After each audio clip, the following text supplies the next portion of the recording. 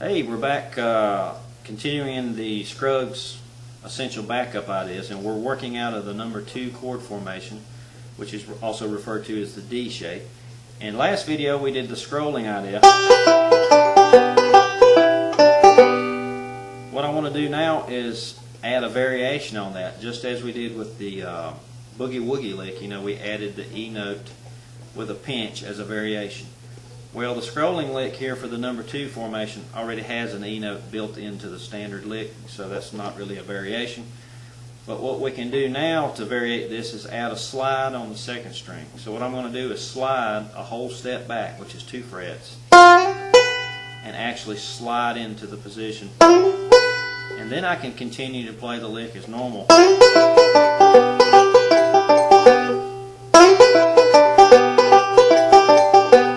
That could be variation number 1 of the standard lick. Another cool variation that you hear a lot in traditional Scruggs style is to actually modify this lick again so that you eliminate a couple of notes.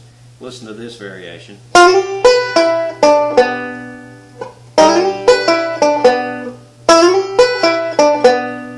So you notice you don't hear a lot of this back and forth, inside, outside movement like you do in the standard version. We still keep the slide, which is variation number 2.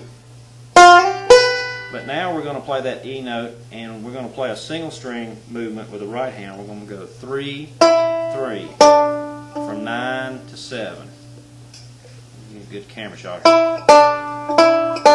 So I'm basically adding that E note, picking it with the thumb, and then removing it so that I have this D note with the index. So I'm doing 2, 1, 3, 3, 4, and then I can actually mix ideas together. So the standard lick, and then variation number 1 is to add a slide. Variation number 2 is to modify the lick and eliminate a couple of notes. This is the variation number 3 is really a common idea,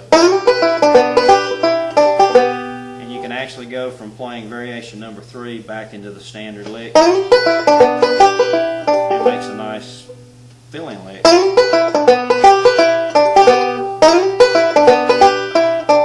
One thing to take note of, which happens on a lot of these backup licks, is some of the licks that you hear actually start on off beats. What do I mean by that? That means instead of starting the measure right on the first downbeat like 1, you could actually start the lick on the first offbeat, 1 and. So let me fire the metronome up at about 60. And I'm going to count. I'm going to let one of these clicks be the first beat of a measure. 1. 1.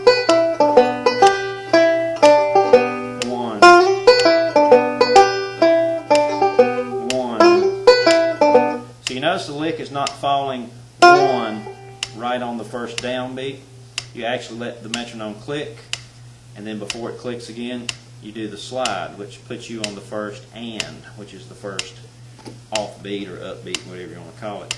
So the lick itself functions much better, and it's easier to play in time if you eliminate the first downbeat.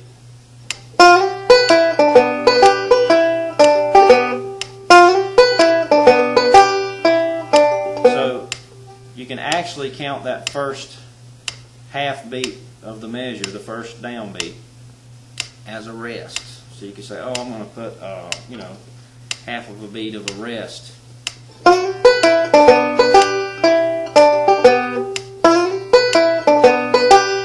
Which is actually musically pleasing sometimes, so because we as banjo players want to fill every conceivable spot in a measure with notes.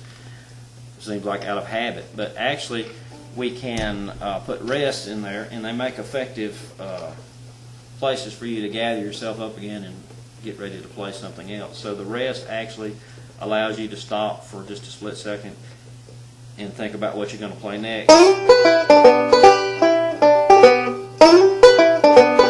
And it's actually musically pleasing to me to actually put some rest in your playing.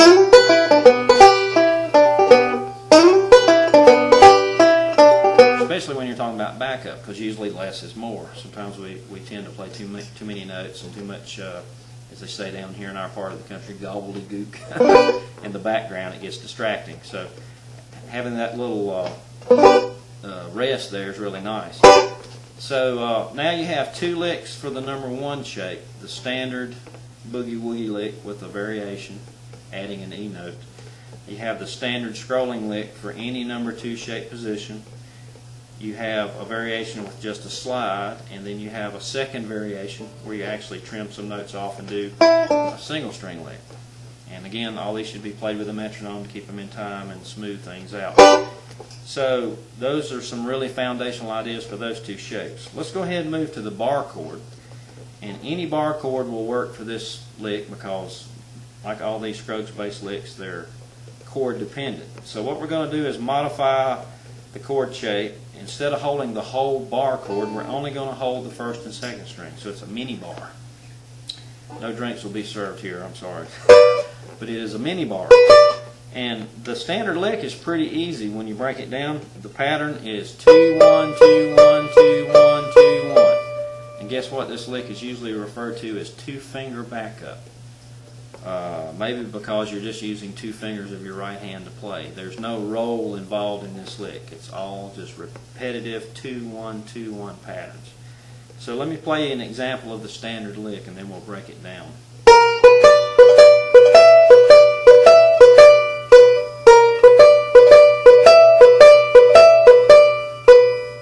So there's the standard good old 2-finger lick. But you may have noticed that I was actually moving 1 fret behind the position to get the lick going. You need some lead-in notes for this lick to really smoothly transition from one position to another.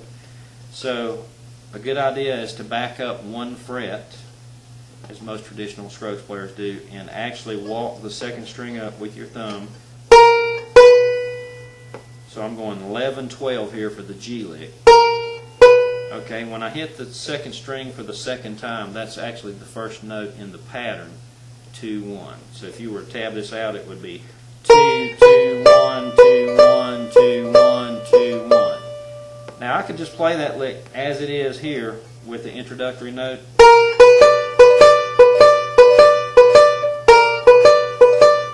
And I can make it last as many measures as I need to fill specific sections of G, in a song for backup. But for variety, Earl added a few notes. We're just going to do the standard lick, which is to add 1 note on the 1st string.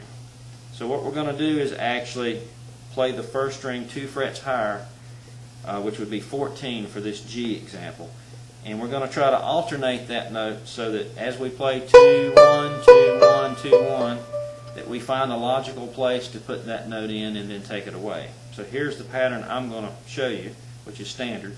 2 2 1 2 1 2 1 2 1 2 1 2 1 2. And we can call that our standard version of the lick. So let me fire the metronome up. And again, this is just 2 fingers, no roll patterns involved.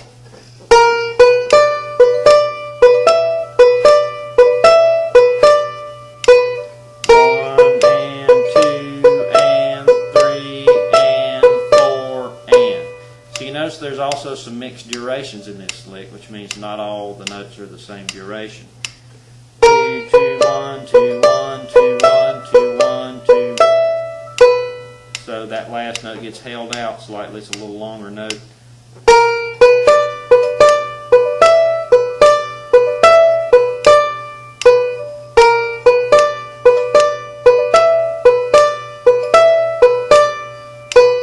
So there is probably the most primary backup lick that I know of for any bar chord. And this can be moved around anywhere a bar chord lives. So for C, I could go up here to 17.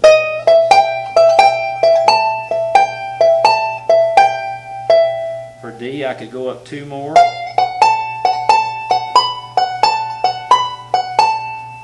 Also have a C here.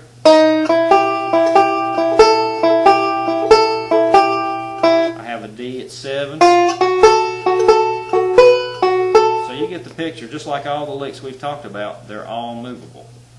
So add the new variations for number 2 in the 2-finger lick, and I'll see you next week. Thanks.